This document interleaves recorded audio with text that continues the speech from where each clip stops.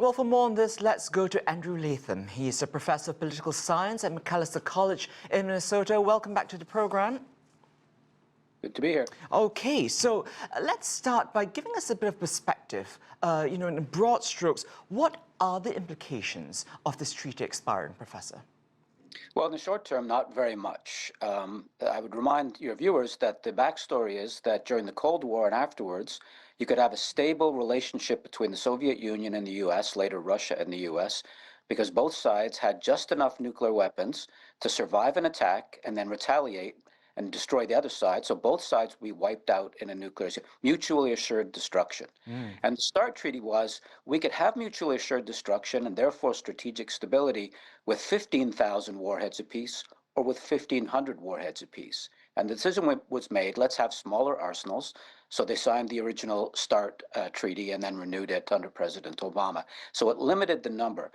But that became complicated because the Americans began to develop first Star Wars, but later just anti-ballistic missile systems, which frightened the Russians because that took away their deterrent capability if it came to pass.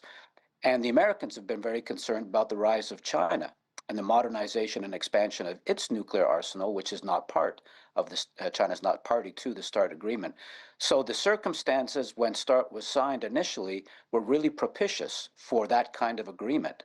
But the circumstances have changed in ways that now we don't know what the consequences will be. Will it be a trilateral agreement involving the People's Republic of China? Will there be no agreement, in which case the possibility of an arms race, but a three-way arms race is a very real possibility? Time will tell, but I think most people would have preferred START to be extended and expanded to include Beijing. Despite those changing times, though, Professor, the US and Russia together still possess nearly 90% of the world's nuclear arsenal. So now that the guardrails are off, what do you think is the biggest threat of all? Well, the biggest threat of all is that both sides begin to expand their arsenal, and then, of course, other players, India and China, might be inclined to expand their arsenals as well. And we have not a two-way arms race as during the Cold War, but a three- or four-way arms race. The problem with that is the more missiles you have, the more things can go wrong, the more insecurity is generated, the more expense is entailed. It costs money to produce and to house these weapons. So there's no upside to it. Strategic stability can be had at low levels of nuclear weapons, or instability can be had at very high levels. START was about keeping it at low levels. Where we are now, it's possible we'll get to very high levels when anything can go wrong, and if it does, those are terrible consequences. And yet, the thought of another nuclear arms race, it seems rather expensive in today's dollars. Is there an appetite for this in this present day? There's no real appetite for it, except that the insecurity will drive this. So not rational cost-benefit analysis, but insecurity.